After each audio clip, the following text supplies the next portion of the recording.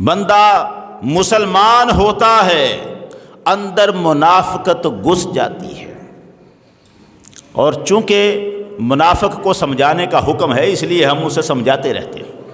جس کافر کے دل پہ مہر لگ جائے اس کو تو سمجھانے کا فائدہ نہیں، لیکن منافق کو بھی سمجھانے کا موقع ہوتا ہے۔ اس سمجھانے کا معاملہ ذرا دیکھیے گا۔ یہ میں قرآن مجید کو تو اب میں نے ایک طرف رکھ دیا ہے، یہاں پر ایک عبارت آپ کے سامنے پڑھنے لگا ہوں۔ یہ عبارت جو ہے یہ کسی کے کہے ہوئے لفظ ہیں جو میں نے لکھے ہیں اور میں آپ کو سنانا چاہتا ہوں، تاکہ آپ کو اندازہ ہو کہ ہم مسلمانوں کے اندر منافق جو گھس کے آتے ہیں تو پھر کیا کیا ہوتا ہے، کہاں کہاں سے منافقت ظاہر ہوتی ہے، بغض ظاہر ہوتا ہے۔ ایک نام میں نے پچھلے دنوں لیا تھا، مرزا محمد علی۔ یہ انجینئر محمد علی مرزا، جس کو میں نے پہلے بھی کہا تھا یہ انبیاء کا تو اللہ جانے کے بعد میں ان تک بھی یہ پہنچ جائے، صحابہ کرام اور اولیاء کرام کا گستاخ ہے۔ اس نے ایک روپ اپنایا ہوا ہے کہ میرا کسی فرقے سے تعلق کوئی نہیں، یہ کہہ کر لوگوں کو گمراہ کرتا ہے۔ شیعوں کی ہمدردیاں حاصل کرنے کے لیے کچھ باتیں ان جیسی کر لیتا ہے، دیوبندیوں کی ہمدردیاں حاصل کرنے کے لیے کچھ باتیں ان جیسی کر لیتا ہے، اہل حدیثوں کی ہمدردیاں حاصل کرنے کے لیے کچھ باتیں ان جیسی کر لیتا ہے، اور کہتا سب کو غلط ہے، اور کہتا یہ ہے کہ میں ہی صرف جو دین دے رہا ہوں خالص دین یہی ہے۔ اب یہ خالص دین جو دے رہا ہے اور کس طرح سے یہ خیانت کرتا ہے، یہ ہمارا سادہ بندہ نہیں سمجھ سکتا۔ نبی اکرم صلی اللہ علیہ وآلہ وسلم خانہ کعبہ کے پاس نماز پڑھ رہے تھے، عقبہ بن ابی معیط نے اونٹ کی اوجڑی لا کے رکھ دی سرکار کے کندھوں مبارک پر، گردن مبارک پر۔ اس اوجڑی کو، اس کا وزن تھا، سرکار سجدے میں ہیں اور کافر پاس ہنس رہے ہیں، کہکہے لگا رہے ہیں، ایک دوسرے پہ گر رہے ہیں۔ کسی نے جا کے حضرت فاطمہ الزہرا رضی اللہ تعالیٰ عنہا کو بتایا۔ کون ہے، کس نے بتایا؟ کسی جگہ اس کا نام نہیں، کسی نے بتایا۔ اللہ جانے وہ بتانے والا مسلمان تھا یا ان میں سے تھا، مگر بعض کافر بھی ایسے ہوتے ہیں جن کو بعض باتیں اچھی نہیں لگتی۔ کسی نے جا کے سیدہ فاطمہ کو بتایا کہ یوں ہوا ہے۔ سیدہ فاطمہ دوڑتی ہوئی آئی، چھوٹی تھی اس وقت، دوڑتی ہوئی آئیں اور دکا سرکار کی اس جو اوپر گردن مبارک پہ اوجڑی رکھی ہوئی تھی اسے دکا دے کے اتارا، اوجڑی کو اتارا۔ نبی کریم صلی اللہ علیہ وسلم اٹھے۔ اب یہ واقعہ ہوا، اس واقعے میں کہیں پر بھی ابو بکر صدیق موجود نہیں تھے، تھے ہی نہیں۔ لیکن مرزا محمد علی کو جو اندر بل پڑتے تھے، اصل میں مخالفت تو نیچے کر رہا تھا اولیاء کی، لیکن رب کا قانون یہ ہے جو ولیوں کا گستاخ ہوتا ہے نا، رب پھر اسے اپنے نیک صحابہ کا گستاخ بنا دیتا ہے، وہاں تک کا رسی ڈھیلی کر دیتا ہے۔ یہ جملہ اس کا ہے، سارے لفظ اس کے ہیں، اس لیے میں لکھے ہوئے میں سناتا ہوں اور آپ نے یہ سننے ہیں، پھر ہم بات کرتے ہیں اس پر۔ عقبہ بن ابی معیط نے لا کے ایک اوجڑی اونٹ کی، اتنی باری اوجڑی نبی علیہ السلام کے مبارک گردن پر رکھ دی جب سجدے کی حالت میں تھے۔ یہ اس کے لفظ ہیں کہے ہوئے، یوٹیوب پہ آپ کو سب مل سکتے ہیں، میرے پاس بھی ہیں، کسی نے دیکھ رہے ہو تو میں بعد میں دکھا بھی سکتا ہوں۔ اوجڑی نبی علیہ السلام کے مبارک گردن پر رکھ دی جب سجدے کی حالت میں تھے۔ آپ سے اٹھنے نہیں ہو رہا، اتنا وزنی، یعنی اوجڑی کا تو وزن ہے، اٹھنے نہیں ہو رہا۔ عبداللہ بن مسعود کیا صحابی نہیں تھے یار؟ اب یہ لفظ ہیں اس کے، اگلے لفظ آپ نے سننے ہیں۔ عبداللہ بن مسعود کیا صحابی نہیں تھے یار؟ باقی صحابہ حضرت ابو بکر وہاں موجود نہیں تھے؟ لہجے کے اندر ایک چبن رکھتا ہے، اور صحابہ کو لفظ سنیں، عبداللہ بن مسعود کیا صحابی نہیں تھے یار؟ باقی صحابہ حضرت ابو بکر وہاں موجود نہیں تھے؟ کسی کی جرت نہیں ہوئی کہ جا کر وہ اوجڑی ہٹائے، کسی کی جرت نہیں ہوئی کہ جا کر وہ اوجڑی ہٹائے۔ صحابہ نے جا کر حضرت فاطمہ کو کہا کہ یہ اوجڑی ہٹائیں، کیونکہ سب کو یہ پتا تھا کہ پھینٹی لگ جائے گی وہاں پہ۔ ابو بکر صدیق آگے نہیں بڑھے کیونکہ پھینٹی کا ڈر تھا، عبداللہ بن مسعود آگے نہیں بڑھے کیونکہ پھینٹی کا ڈر تھا۔ کافروں کی پھینٹی کا ڈر تھا، اس لیے ابو بکر صدیق نہیں بڑھے، صحابہ آگے نہیں بڑھے، اور صحابہ نے جا کے سیدہ فاطمہ کو بتایا کہ آپ کے بابا کی گردن پہ اوجڑی ہے، آؤ اور آ کے ہٹاؤ، اور سیدہ فاطمہ نے آ کے وہ اوجڑی ہٹائی۔ یہ کیا فرمانا چاہتے ہیں جناب؟ ابو بکر صدیق رضی اللہ تعالیٰ عنہ کو بزدل ثابت کرنا چاہتے ہیں؟ کیا یہ ثابت کرنا چاہتے ہیں کہ پھینٹی کے ڈر سے ابو بکر محمد کے گردن سے اوجڑی ہٹانے آگے نہیں بڑھا؟ کون سا ڈر ہے ابو بکر صدیق کو؟ ابو بکر صدیق کو کیا ثابت کرنا چاہتے ہو؟ اور تمہیں پتہ نہیں ہجرت کے سفر میں جب غار ثور کی طرف جا رہے تھے تو ابو بکر صدیق کبھی حضور کے آگے چلنے لگ پڑتے تھے، کبھی پیچھے چلنے لگ پڑتے تھے۔ آقا نے تب پوچھا تھا، یا ابا بکر ما لکا تمشی ساعتاً بین یدی و ساعتاً خلفی، ابو بکر کیا مسئلہ ہے؟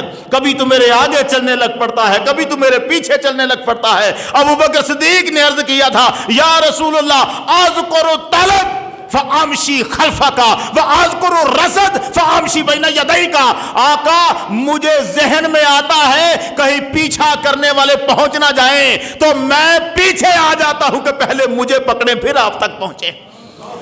پھر جب پیچھے چلتا ہوں تو خیال آتا ہے کوئی آگے گھات لگا کے نہ بیٹھا ہو، آگے سے حملہ نہ کر دے آقا، اس لیے آگے آ جاتا ہوں، آپ پر حملہ نہ ہو، پہلے مجھ پر حملہ ہو جائے۔ دلائل نبوت جلد نمبر 2 صفحہ نمبر 476 پر یہ روایت ہے جو میں نے پڑھ کے سنائی ہے۔ اس ابو بکر صدیق کو آپ نے بزدل قرار دے دیا۔ یہ بزدل ہے ابو بکر کے پھینٹی لگنے کے ڈر سے آگے نہیں بڑھے، اور جس کی بہادری کی گواہیاں کوفے کے ممبر پر مولا علی دیتے رہے ہیں۔ کیا فرمایا مولا علی نے؟ کوفے کے ممبر پر کھڑے ہو گئے، ایھا الناس اخبرونی باشجع الناس، اے لوگو مجھے بتاؤ سارے لوگوں سے زیادہ بہادر کون ہے؟ خطبہ دے رہے ہیں ممبر پر کھڑے ہو کے مولا علی، مسند بزار حدیث نمبر 761۔ مولا علی نے فرمایا، لوگو مجھے بتاؤ سب سے زیادہ بہادر کون ہے؟ لوگوں نے کہا، امیر المومنین آپ ہیں، سب سے زیادہ بہادر آپ ہیں۔ مولا علی نے فرمایا، امائنی، جہاں تک میرا معاملہ ہے تو سن لو، ما بارزت احدا الا انتصفت منہ، جس کسی نے مجھے للکارا ہے تو میں نے پھر اس کے ساتھ انصاف کیا، حساب چکا دیا جس نے مجھے للکارا۔ لیکن میں یہ نہیں پوچھ رہا، میں پوچھ رہا ہوں سب سے زیادہ بہادر کون ہے۔ اس کا مطلب کیا تھا؟ اس وقت آپ فرما رہے تھے میں بہادر ہوں، مگر میں پوچھتا ہوں سب سے زیادہ بہادر کون ہے۔ لوگوں نے عرض کیا کہ جناب ہم تو نہیں جانتے، پھر کون ہے آپ بتائیں۔ تو سرکار نے فرمایا، ابو بکر، سب سے زیادہ بہادر ابو بکر ہے۔ اور اب بتا رہے ہیں کیسے؟ کہنے لگے بدر والی رات جب بدر میں ہم نے خیمہ بنایا تھا سرکار دو عالم کے لیے کہ یہاں بیٹھ کر آپ بدر کے میدان کی جنگ کو ملاحظہ فرمائیں گے، اس وقت ہم لوگوں نے آپس میں کہا، من یکون مع رسول اللہ لیلا لئلا یہوی الیہ احد من المشرکین، کون ہے جو آج رات حضور کے پاس کھڑا ہو کے پہرا دے گا تاکہ کوئی مشرک یہاں آ نہ سکے، ادھر نہ آ سکے۔ صحابی تو کوئی بزدل نہیں تھا، مگر مولا علی کے لفظ یہ ہے، آپ نے فرمایا فواللہ ما دنا منہ احد الا ابو بکر، اس دن ہم میں سے کوئی آگے نہیں بڑھا سوائے ابو بکر کے۔ شاہرن بالسیف علی راس رسول اللہ لئلا یہوی الیہ احد من المشرکین، تلوار نکال کے سرکار کے سرہانے کھڑے ہو گئے، حضور کے سر اقدس کے پاس کھڑے ہو گئے، اب آئے کوئی کافر میں دیکھتا ہوں کیسے آتا ہے۔ حضرت علی فرماتے ہیں پھر جو کوئی مشرک بھی اس خیمے کی طرف آیا ہے ابو بکر نے بڑھ کے اس کو بگا دیا ہے، اس کا مقابلہ کیا ہے۔ اور اس کے بعد مولا علی نے فرمایا اتنا ہی نہیں، وَلَقَدْ رَأَيْتُ رسول اللہ صلی اللہ علیہ وسلم أَخَذَتْهُ قُرَيْشٍ، میں نے تو وہ وقت بھی لوگوں دیکھا تھا جب حضور نے اعلان نبوت کے بعد تبلیغ کی تو قریشی آپ کے دشمن ہو گئے اور جگہ جگہ قریشی آپ کو تنگ کرنے لگ پڑے. کبھی آپ کو اذیتیں پہنچاتے, کبھی آپ کو مارنے کے لیے دوڑتے. اس وقت میں نے دیکھا, حضرت علی فرماتے ہیں, اس وقت میں دیکھتا تھا کہ جب حضور کی طرف کافر بڑھتے تھے کہیں سے ابو بکر نکل کے آ جاتے تھے. ابو بکر یضرب ھذا ویجاء ھذا ویطلطل ھذا, کسی کو مار کے بگا رہے ہیں, کسی کو برا بلا کہہ کر بگا رہے ہیں, لوگوں کو ڈرا کے بگا رہے ہیں. رسول پر حملہ ہوتا تھا, پہرا ابو بکر دیا کرتا تھا. اتنا کہنے کے بعد ابو بکر صدیق کا وہ منظر مولا علی کی نظروں میں آ گیا, ذہن میں وہ تصور آ گیا جب سرکار دو عالم کو لوگ پتھر مارا کرتے تھے, جب حضور کو اذیت دینے کے لیے آیا کرتے تھے اور ابو بکر بچانے کے لیے آگے بڑھا کرتے تھے, وہ تصور ذہن میں آیا. روایت کہتی ہے فرفع علی بردتن, حضور حضرت علی کے کندھے پر چادر تھی, اتنے غمگین ہوئے چادر اتار کے نیچے رکھ دی اور رونا شروع کر دیا. فبقا, ابو بکر صدیق نے کہ وہ منظر جو ذہن میں آئے تو رونا شروع کر دیا. حتی ذلت لحیتہ, یہاں تک کہ حضرت علی کی داڑھی بھیگ گئی آنسوؤں سے, منبر پر کھڑے ہیں, خطبہ دے رہے ہیں, رونا شروع کر دیا. اور رونے کے بعد کہنے لگے لوگوں مجھے بتاؤ, ایک وہ مومن ہے جس کا تذکرہ قرآن نے کیا ہے کہ آل فرعون میں ایک مومن تھا, جب فرعونی ظلم کرتے تھے حضرت موسیٰ پر, اس وقت وہ کھڑا ہو کے کہتا تھا اوہ لوگو تم ایسے بندے کو قتل کرتے ہو جو کہتا ہے کہ اللہ میرا رب ہے, نہ کرو. قرآن نے ایک مومن کی تعریف کی تھی. حضرت علی خطبہ دیتے ہوئے کہتے ہیں مجھے بتاؤ وہ مومن قرآن والا افضل ہے کہ ابو بکر صدیق افضل ہے؟ قرآن والا وہ مومن افضل ہے کہ ابو بکر صدیق افضل ہے؟ لوگ خاموش, خطبہ سنتے ہوئے لوگ خاموش ہیں. حضرت علی نے فرمایا انشدکم باللہ, اور میں کہتا ہوں اللہ کی قسم کھا کے مجھے بتاؤ ابو بکر افضل ہے کہ وہ مومن افضل ہے؟ اور میں تمہیں بتاتا ہوں. مولا علی فرماتے ہیں لساۃ من ابی بکر خیر من ملء الارض من مومن آل فرعون. آل فرعون کا وہ مومن جس کا ذکر قرآن نے کیا ہے, اس کی نیکیوں سے ساری زمین بھر جائے, ابو بکر کے پاس چند لمحوں کے برابر بھی نہیں آ سکتی. اس کی ساری زندگی کی نیکیاں اتنی ہوں کہ زمین بھر جائے, ابو بکر کی ایک گھڑی کے برابر اس کی نیکیاں نہیں آ سکتی. وہ بندہ وہ تھا جو اپنے ایمان کو چھپاتا تھا, اور ابو بکر وہ ہے اعلن ایمانہ جو اپنے ایمان کے لوگوں میں تذکرے کر رہا ہے, ذکر کرتا ہے, اعلان کرتا ہے. یہ خبیث کہتا ہے ابو بکر پھینٹی لگنے کے ڈر سے آگے نہیں بڑھا, اور جب اسے پوچھا گیا کہ تو نے یہ کیا بکواس کی ہے تو اب کہتا ہے او جی میری زبان پھسل گئی ہے. تیری زبان نہیں پھسلی, تیرا ایمان پھسل گیا ہے, اس لیے تو یہاں تک بکواس کر رہا ہے. صدیق اکبر پتہ نہیں تو راضی کن کو کرنا چاہتا ہے, تیرے اندر کی منافقت یہ بول بول کر کہہ رہی ہے. او ابو بکر صدیق کی بہادری کی داستانیں تو کائنات سن جانتی ہے. جس نے سب کچھ وارا ہے, نبی کے نام پر وارا ہے, اس کو تو کہہ رہا ہے وہ پھانٹی لگنے کے ڈر سے پیچھے ہٹ گئے. عبداللہ بن مسعود جو صحابی وہاں کھڑے تھے, 20 سال کے قریب ان کی عمر تھی, کہیں ابو بکر وقوع میں موجود نہیں, اور 20 سال کے قریب ان کی عمر ہے. میں ذرا آپ کی خدمت میں یہ تھوڑا سا عرض کرنا چاہتا ہوں, آخر یہ بھی تو صحابی تھے, ان کو بھی تو اس نے ہٹ کیا ہے. کیا عبداللہ بن مسعود صحابی نہیں تھے؟ ان کو بھی اس کو پتہ نہیں ہے عبداللہ بن مسعود کا حلیہ کیا ہے. مسند احمد بن حنبل میں 3691 نمبر حدیث ہے, جہاں لکھا ہے 20 سال کا یہ نوجوان جس کی عمر 20 سے 21 سال کے قریب رہی ہوگی اس وقت اس کی ٹانگیں اتنی پتلی تھیں کہ اگر کپڑا کبھی ہٹ جاتا تھا تو اس کی پتلی ٹانگوں کو دیکھ کر صحابہ ہنس پڑا کرتے تھے. یار جس کی اتنی پتلی ٹانگیں ہوں کہ دیکھنے والا ہنس پڑے. یہاں تک کہ سرکار نے فرمایا مسواک اتارو, ایک درخت پر چڑھے. عبداللہ بن مسعود ایک وقت درخت پر چڑھے مسواک اتارنے کے لیے, ذرا ہوا چلی تو کپڑا ٹانگوں سے ہٹ گیا, پتلی ٹانگیں تھی اتنی, صحابہ دیکھ کر ہنسنے لگ پڑے. سرکار نے پوچھا مما تضحکون, کس لیے ہنس رہے ہو؟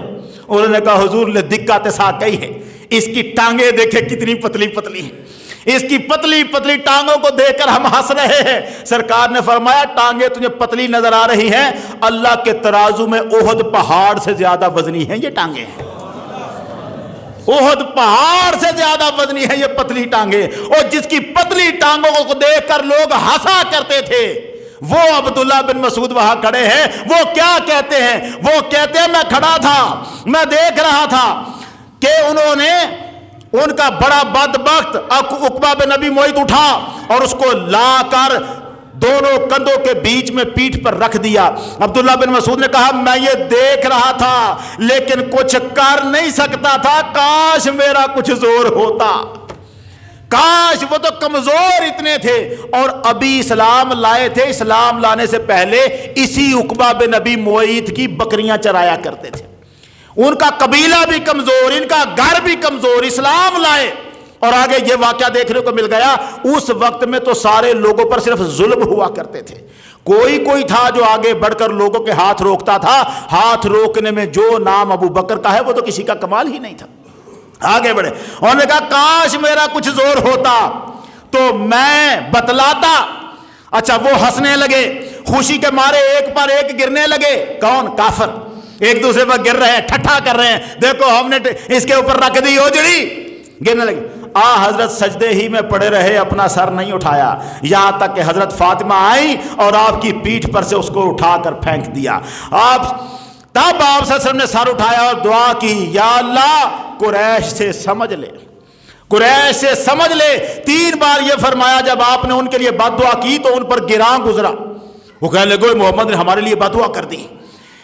ابن مسعود نے کہا وہ سمجھتے تھے کہ اس شہر میں دعا قبول ہوتی ہے، یعنی مکہ میں دعا کسی کے خلاف بھی مانگی جائے تو قبول ہوتی ہے، محمد نے ہمارے خلاف بد دعا کر دی ہے، چونکہ مکہ میں کی ہے اس لیے قبول ہوگی۔ یہ نہیں جانتے تھے محمد وہ ہے جس کی زبان سے جو نکلے عرش پر کبھی انکار ہی نہیں ہوا، اس کا دعا قبول ہوتی ہے۔ پھر آپ نے نام لے کر فرمایا اللہ ابو جہل سے سمجھ لے، اور عتبہ بن ربیعہ اور شیبہ بن ربیعہ اور ولید بن عتبہ اور امیہ بن خلف اور عقبہ بن ابی معیط سے سمجھ لے، اور عامر بن میمون نے 7ویں شخص کا بھی نام لیا۔